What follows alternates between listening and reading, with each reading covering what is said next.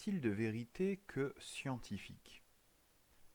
Au moyen des outils que nous avons découverts, examinons la question qui fournit son titre à notre chapitre. Première étape, comprendre la forme du sujet. La notion principale est la vérité. C'est donc un sujet qui porte sur la vérité et il faudra, par conséquent, en conclusion, préciser l'un des aspects du concept de vérité. Mais lequel? La notion secondaire est la science. On a ainsi affaire à un sujet qui interroge la relation entre la vérité et la science. Ce n'est pas n'importe quel aspect de la vérité qu'il faudra déterminer en conclusion, mais sa relation avec la science. L'énoncé comporte en outre une restriction, ne que. Combinée avec la formule interrogative y a-t-il, cette restriction apporte dans la question l'idée d'une exclusivité.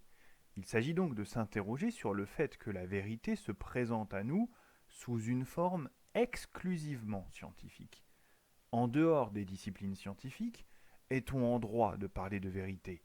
Ou faut-il réserver ce terme à la science? Que vaut la prétention des autres disciplines ou pratiques culturelles à nous livrer une part de vérité sur la réalité dans laquelle nous vivons?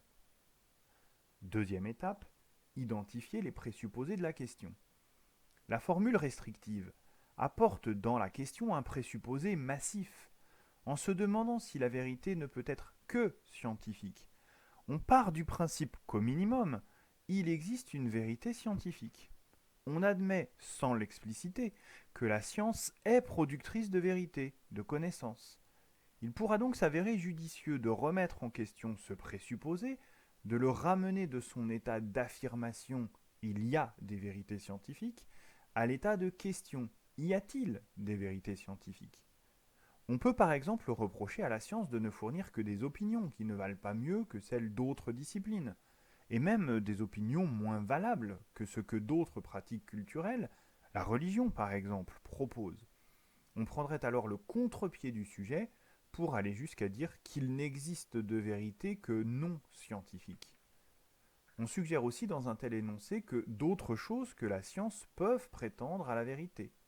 Si tel n'était pas le cas, s'il était évident que seule la science le peut, la question ne se poserait même pas.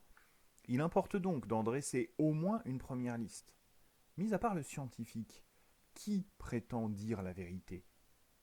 Le religieux, puisque sa religion lui livre la révélation, c'est-à-dire la vérité telle qu'elle aurait été révélée aux hommes par une divinité ou par ses prophètes. Le juge, qui tranche la controverse entre deux présentations des faits, celle de l'accusation et celle de la défense, en indiquant de quel côté est la vérité.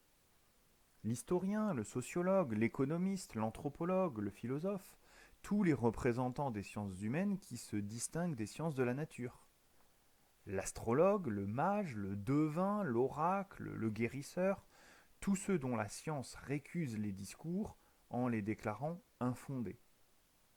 L'artiste, le peintre, le sculpteur, le romancier ou autre, qui produit une œuvre ayant la prétention, parfois, à montrer la vérité de la condition humaine. Troisième étape, décomposer terme à terme le sujet. La vérité. Vrai.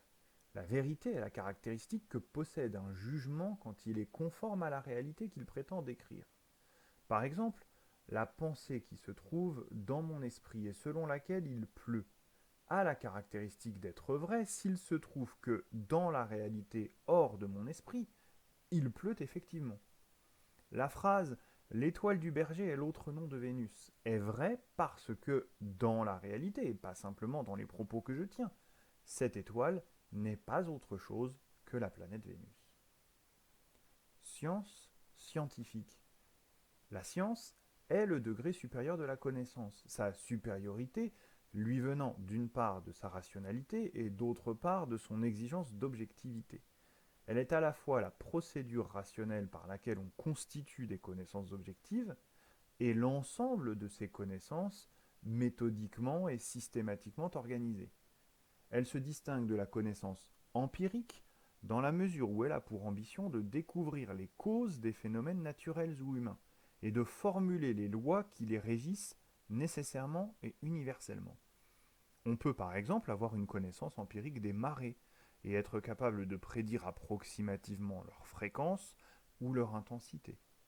Mais une connaissance scientifique des marées suppose qu'on identifie leur cause et qu'on établisse les lois qui déterminent exactement leur fréquence et leur intensité.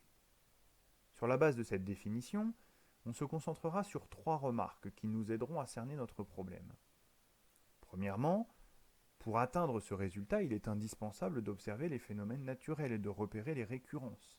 C'est par l'intermédiaire de ces récurrences que l'on en vient à repérer des causes et à énoncer des lois. Dans ces conditions, il ne semble pas possible de traiter scientifiquement d'un phénomène isolé dont l'observation répétée est irréalisable. Deuxièmement, il est également nécessaire de confronter les résultats obtenus avec la réalité, autrement dit, de les mettre à l'épreuve des faits. Cela n'est possible qu'à la condition d'être capable de reproduire le phénomène étudié. On n'a plus affaire alors au phénomène naturel, on quitte la nature pour entrer dans le laboratoire. Avec l'expérimentation, on bascule du côté de la reproduction artificielle et maîtrisée d'un phénomène. La situation est paradoxale. Pour connaître le réel, on s'en éloigne. On travaille dans des conditions qui ne sont plus celles du monde réel, naturel. Troisièmement, en fonction des résultats que produisent ces confrontations avec le réel, les hypothèses sont corrigées, rejetées ou adoptées. La science a donc une histoire et n'est pas figée dans ses résultats. Elle est, pour le dire autrement, en constante amélioration. Mais ce progrès scientifique n'est pas sans poser problème, car il sème le doute quant à la validité des théories scientifiques actuelles. Il nourrit le scepticisme et sert d'argument à ceux qui avancent que toute prétendue vérité scientifique est une erreur qui n'a pas encore été corrigée, mais qui pourrait l'être prochainement. Nous obtenons donc, à l'issue de ces remarques introductives, le problème suivant. Vivre en Occident, au début du XXIe siècle, c'est bien souvent grandir dans un environnement qui présente la science comme la seule source véritablement fiable de vérité. Les affirmations non scientifiques, quand on les soumet à un examen sérieux, peuvent toujours être suspectées de n'être qu'apparences et illusions, voire mensonges ou erreurs. Pour une grande partie de nos contemporains, une déclaration n'est donc tout à fait vraie qu'à la condition d'avoir été confirmée par une démarche scientifique. Cela nous inciterait par conséquent à admettre qu'il n'y a de vérité que scientifique, ou au moins à considérer que cette thèse est assez vraisemblable pour être prise en compte dans la réflexion. Mais les exigences de la science sont par ailleurs telles que bien des domaines et bien des affirmations se trouvent exclus du champ scientifique. Les faits particuliers, si évidents soient-ils, il pleut en ce moment là où je suis. Les convictions éthiques ou religieuses, il existe des conditions si indignes qu'il serait cruel d'y faire vivre un être humain. Les doctrines qui ne relèvent pas des sciences dites dures, la position des astres au moment de notre naissance, puis au cours de notre vie, a une influence sur notre destinée et sur notre caractère, sont autant d'exemples de propositions dont on aimerait déterminer la vérité ou la fausseté. Si nous soutenons que certaines sont vraies, alors cela nous conduira à répondre qu'il n'y a pas que dans la science qu'on trouve des vérités. À tout le moins, cette position apparaît elle aussi assez vraisemblable pour qu'on ne la néglige pas. À la concurrence de ces deux positions, à peu près aussi vraisemblables l'une que l'autre, vient s'ajouter un dernier constat qui achève de sceller le problème et de nous en révéler l'ampleur. En effet, nous reconnaissons bien souvent que l'histoire des sciences est faite d'erreurs, de démentis et de rectifications, si bien que les vérités scientifiques, loin d'être fermement établies et définitives, semblent provisoires, et donc, en fin de compte, compromises et sans réelle valeur. Ce ne sont peut-être que les opinions dominantes du moment. Ce soupçon nous pousse vers l'idée qu'il n'y a pas de vérité que scientifique, puisque, à vrai dire, il n'y a même pas de vérité scientifique. Cette position n'est pas plus négligeable que les deux autres. L'impossibilité de trancher à l'issue de ce premier examen entre ces différentes thèses nous impose de réévaluer plus minutieusement ce problème. N'y a-t-il de vérité que scientifique ? En d'autres termes, peut-on raisonnablement penser que la science est notre seule pourvoyeuse de vérité ? Est-ce bien sérieux, alors même que d'autres pans de notre culture prétendent eux aussi à la vérité ? N'est-ce pas, au contraire, excessif, dans la mesure où ce que la science présente comme des vérités fait l'objet de critiques dignes de considération?